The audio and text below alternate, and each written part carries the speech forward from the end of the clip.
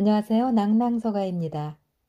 오늘의 책은 21세기 북스 출판 조너선 엘드리드 지음 강주원 옮김 우석훈 해제 경제학은 어떻게 권력이 되었는가입니다.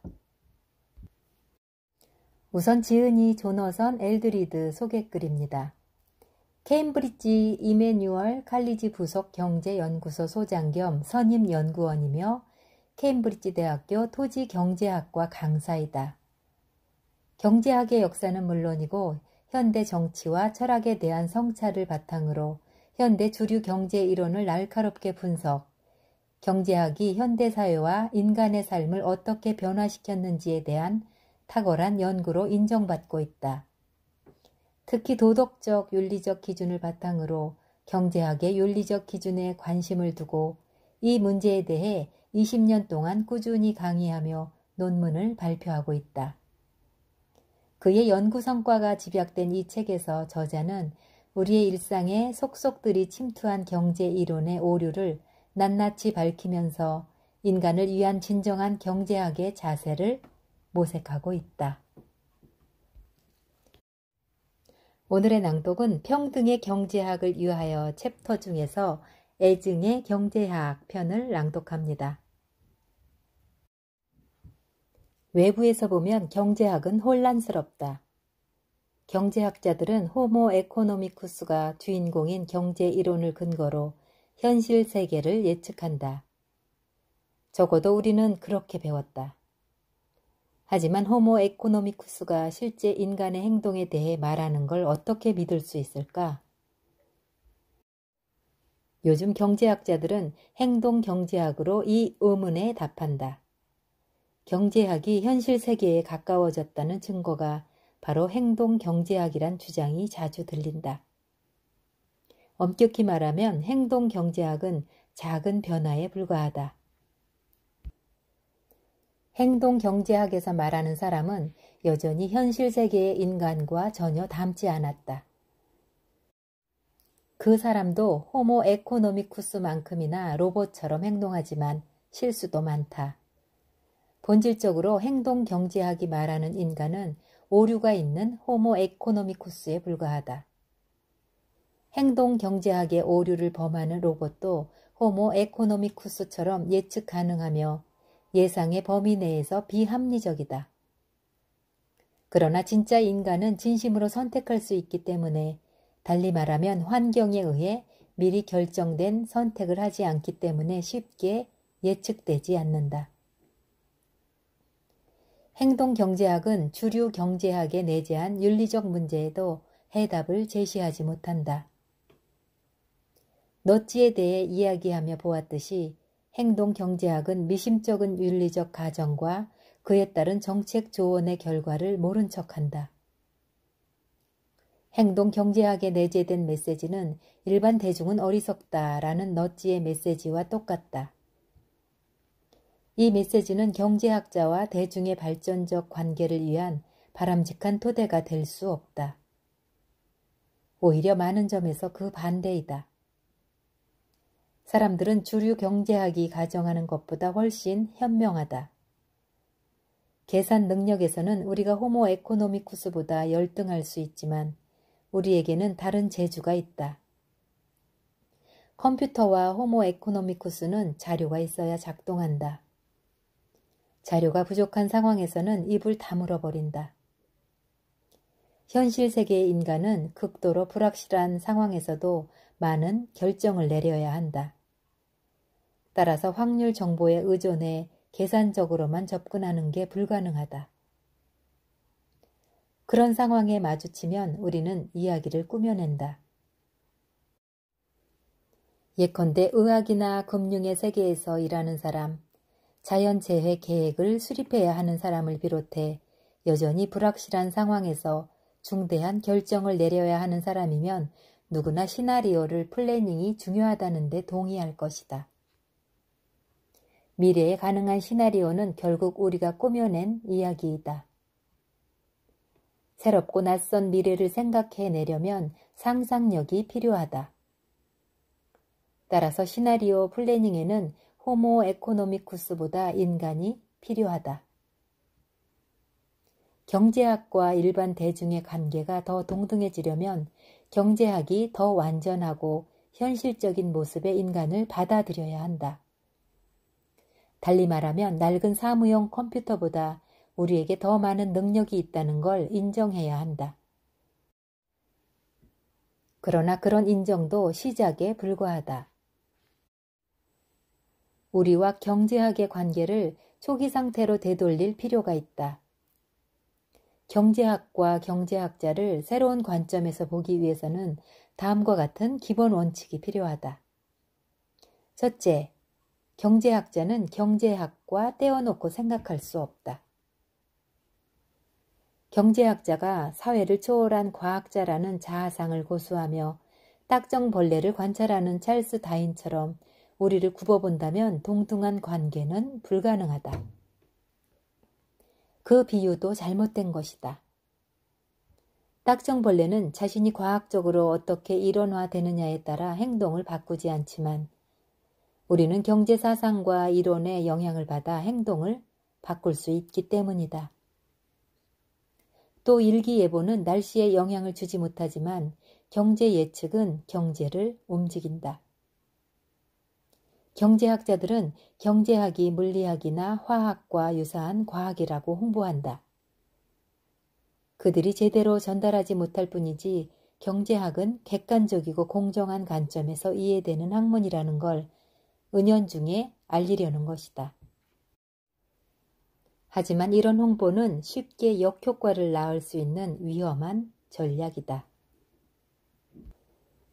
예컨대 경제학이 과학으로 소개되면 사람들은 경제 예측을 진지하게 받아들일 가능성이 더 커진다. 그 예측이 부정확한 것으로 드러나면 경제학의 신뢰성에 크게 의문이 제기된다. 그렇게 되면 경제학은 과학이라는 홍보가 대중에게 경제학의 위상을 높이기는커녕 오히려 악영향을 줄 수 있다. 경제학자들과 그들의 이론이 경제학의 경계를 넘지 말고 내부에 머물러야 한다는 지적은 새삼스러운 것이 아니다. 경제사상가의 고전적인 입문서인 로버트 하일브로너의 세속의 철학자들은 수백만 부가 팔렸으며 출간된 지 거의 70년이 지났지만 아직도 팔리고 있다.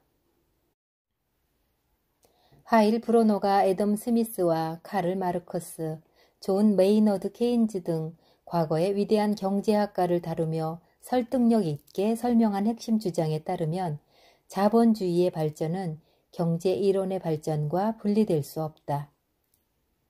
그 인과관계는 쌍방향 관계이다. 자본주의는 위대한 경제학자들의 사상에서 잉태되었지만 결국에는 위대한 경제학자들의 사고방식에 영향을 미쳤다. 이제 경제학자는 자신이 연구하는 경제와 사회 너머에 존재하는 외부자라는 환상을 버려야 한다.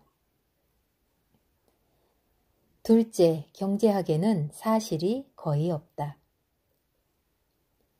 경제학자들은 과학자를 자처하고 다른 사람들에게도 과학자로 보이는 것에 집착한 나머지 경제학에서 자주 언급되는 정치적이고 윤리적인 개념까지 부인한다. 많은 경제학자가 케인즈가 동료 학자에게 보낸 편지에서 즐겨 인용하는 구절이 있다. 경제학은 현대 세계와 관련된 대표적인 현상을 선택하는 기술과 더불어 그 현상에 대해 생각하는 과학이다. 그러나 케인즈가 그 편지를 어떻게 결론 지었는지는 철저히 무시된다. 경제학은 기본적으로 도덕학이지 자연과학이 아니다. 다시 말하면 경제학은 내적 성찰과 가치 판단을 사용한다. 경제학에는 윤리적 가정과 가치 판단이 다양한 방식으로 때로는 은밀하게 숨겨져 있다. 현대 정통 경제학의 윤리적 입장은 두 가지 핵심 개념으로 압축될 수 있다. 첫째, 시장 거래는 일정의 도덕 표백제로 작용하기 때문에 거래의 결과는 흠결에 없이 하얀 것보다 윤리적으로 더 하얗게 된다.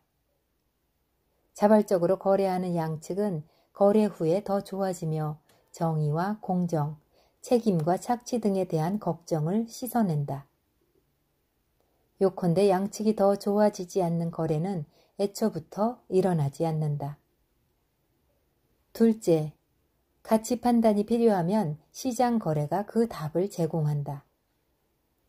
그 답은 어떤 것이든 사람들이 기꺼이 지불하려는 정도의 가치를 갖는다라는 것이다. 많은 경제학자가 정치적이고 윤리적인 판단이 경제학에 상당한 영향을 미친다는 걸 인정하면서 어떤 재화의 가격이 오르면 그에 대한 수요는 줄어든다라는 수요 법칙 같은 몇몇 핵심 원리는 객관적이고 가치 중립적이라고 주장한다. 그러나 물리학 법칙과 달리 경제 법칙들이 근거로 삼을 만한 객관적인 사실이 경제학에는 거의 없다. 특정한 시간과 공간을 명시하더라도 대부분의 재화와 서비스는 하나의 가격을 갖지 않는다. 겉보기에는 객관적인 측정 과정도 엄격히 따져보면 재화의 가격을 결정할 목적에서 어떤 재화가 다른 재화와 얼마나 똑같으냐에 대한 일련의 주관적 판단에 불과하다. 게다가 가공되지 않은 많은 경제 자료가 경제학자들의 충고에 맞추기 위해 만들어지기도 한다. 이자율 변동이 발표되는 경우를 생각해보라. 또 파생상품처럼 복잡한 금융상품의 경우에는 이론과 관찰되는 자료의 과학적 관계가 뒤집힌다. 따라서 관찰된 시장 가격과 경제 이론상의 가격이 다르면 전자가 조정되어 후자에 맞추어진다. 결국 대부분의 경제 수치는 경제학자가 어떤 식으로든 만들어낸 것이지 뉴턴 역학의 변수처럼 현실 세계에서 관찰된 것이 아니다. 경제학은 외부에서 경제를 관찰하고 분석하기 위한 중립적인 개념과 도구가 아니라는 게 여기에서 다시 확인된다. 경제학은 경제 내에서 운영되며 경제에 영향을 미치고 경제를 꾸려가는 학문이다. 셋째, 경제와 우리는 떼어놓고 생각할 수 없다.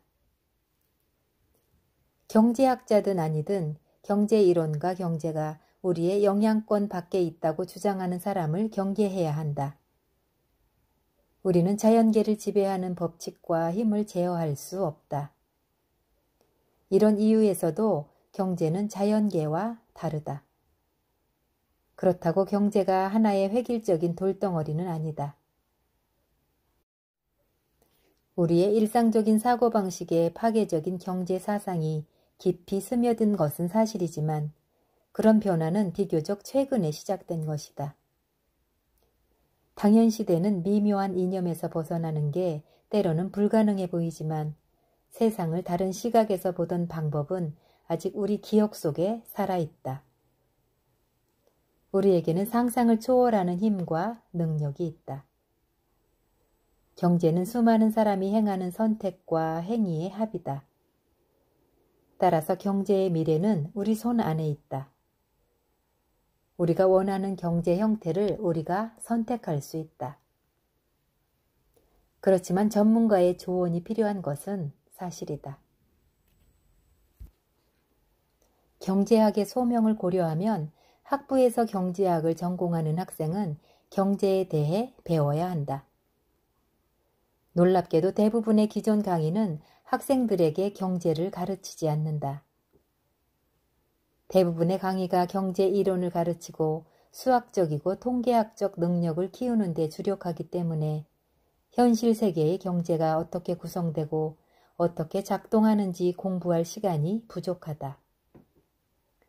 물론 현실 세계의 경제와 관련된 역사와 정치를 공부할 시간도 부족하다. 이렇게 대부분의 경제학자를 잘못 훈련시킨 결과가 2007년부터 2010년까지의 금융위기로 나타났다. 그때 학계에서 일하든 규제기관에서 근무하든 간에 금융기관과 금융시장이 실제로 어떻게 운영되었는지 제대로 모르는 금융학자가 적지 않았다는 게 드러나지 않았는가. 결국 금융사학자와 금융전문기자 및 평론가에게 금융기관과 금융시장이 실제로 어떻게 작동하는지에 대한 설명이 맡겨졌다. 결론을 대신에 한마디 덧붙이면 많은 평론가가 경제학자에게 겸손한 자세를 보여달라는 하소연으로 경제학자를 치과 의사에 비유한 케인즈 지적을 언급했다. 그러나 평론가들은 일반 대중도 적극적 역할을 할 수 있다는 걸 미처 깨닫지 못한 듯하다. 경제학이 우리 문화에서 한층 겸손하고 낮은 위치로 내려가야 한다면 경제학자들이 스스로 그런 조치를 취할 때까지 기다릴 필요는 없다. 궁극적으로 우리에게는 경제학을 적절한 위치로 되돌려 놓을 힘이 있다. 잠시도 지체해서는 안 된다.